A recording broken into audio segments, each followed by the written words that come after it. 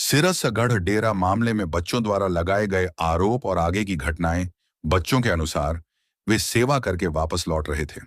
देर रात लगभग 1 से 2 बजे उनकी गाड़ी का टायर पंचर हो गया। पास में ही सिरसगढ़ डेरा था। चूंकि वे पहले भी कई बार वहां सेवा कर चुके थे और उसे अपना ही गुरु घर मानते थे, इसलिए उन्होंने सोचा कि कुछ समय के लिए डेरा परिसर में रुककर आराम कर लिया जाए। उनके अनुसार जब वे डेरा के मुख्य गेट पर पहुंचे तो वहां मौजूद सेवादार से उन्होंने विनती की कि उनकी गाड़ी खराब हो गई है, इसलिए उन्हें कुछ देर के लिए अंदर आने दिया जाए। लेकिन उनका दावा है कि सेवादार ने गेट खोलने से मना कर दिया और उन्हें वहां से चले जाने के लिए कहा। बच्चों का कहना है कि उन्होंने कई बार अनुरोध किया, लेकिन फिर भी उन्हें अंदर आने की अनुमति नहीं मिली। इसके बाद बच्चों के अनुसार उन्होंने वहां एक छोटी सी वीडियो बनाई जिसमें उन्होंने बताया कि अपना ही डेरा होने के बावजूद उन्हें अंदर नहीं आने दिया गया। यह वीडियो बाद में सोशल मीडिया पर वायरल हो गई। बच्चों का दावा है कि वीडियो वायरल होने के बाद डेरा पक्ष की ओर से उनसे संपर्क किया गया और वीडियो हटाने के लिए कहा गया। उनका कहना है कि उन्होंने वीडियो डिलीट कर दी। इसके बाद उन्हें सिरसगढ़ डेरा बुलाया गया, जहां उनसे माफी मांगने और यह कहने के लिए कहा गया कि वीडियो गलती से बन गई थी तथा ऐसा कुछ नहीं था। बच्चों के अनुसार उनकी माफी की वीडियो भी रिकॉर्ड की गई। बच्चों का आरोप है कि उन्हें एक एक करके कमरे में ले जाया गया, जहां उनके साथ मारपीट की गई। उनका यह भी दावा है कि इस दौरान संत मनदीप दास जी भी मौजूद थे और उन्होंने भी उनके साथ मारपीट की। हालांकि इन आरोपों की स्वतंत्र पुष्टि नहीं हुई है और संबंधित पक्ष की ओर से इन आरोपों की पुष्टि नहीं की गई है।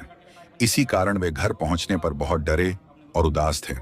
जब उनके माता पिता ने इसकी वजह पूछी, तब बच्चों के अनुसार उनके माता पिता गांव के उन्होंने अपने साथ हुई पूरी घटना बताई। इसके बाद बच्चों के अनुसार उनके माता पिता, गांव के सरपंच और अन्य लोगों ने इस मामले पर चर्चा की। उनका कहना है कि वे अंबेडकर भवन में बैठक करना चाहते थे, लेकिन वहां बैठक नहीं होने दी गई। फिर वे एक सामाजिक कार्यकर्ता के पास पहुंचे और उन्हें पूरी घटना बताई। बच्चों का कहना है कि इस दौरान उन्होंने संत मनदीप दास जी का नाम भी लिया। इसके बाद सभी ने मिलकर निर्णय लिया कि वे डेरा सचखंड बल्लाम जाकर सतगुरु निरंजन दास महाराज जी के सामने अपनी बात रखेंगे। बच्चों के अनुसार लगभग 200 लोग डेरा सचखंड बल्लाम पहुंचे और उन्होंने पूरी घटना बताई। उनका कहना है कि सतगुरु निरंजन दास महाराज जी ने आश्वासन दिया कि इस मामले में संत मनदीप दास जी से बात की जाएगी। बच्चों का दावा है कि वे अपनी बात लेकर 2 बार डेरा सचखंड बल्लां गए। बाद में डेरा सचखंड बल्लां की ओर से यह निर्णय लिया गया कि संत मनदीप दास जी सिरसगढ़ छोड़कर वापस चले जाएं। दूसरी ओर संगत का एक बड़ा वर्ग इन आरोपों को स्वीकार नहीं करता। उनका कहना है कि ऐसी कोई घटना नहीं हुई और यह डेरा तथा संत मनदीप दास जी को बदनाम करने की साजिश है। वहीं कुछ लोग यह आरोप भी लगाते हैं कि डेरा सचखंड बल्लां के सेवादार हरदेव और बब्बू का भी इस पूरे मामले में हाथ था और वे संत मनदीप दास जी को सिरसगढ़ से हटाना चाहते थे। इन सभी आरोपों की स्वतंत्र पुष्टि नहीं हुई है और संबंधित पक्षों की ओर से इनसे इनकार किया गया है। इस मामले में टाइगर फोर्स के प्रधान जस्सी तल्लन ने भी डेरा सचखंड बल्लां जाकर अपनी बात रखी।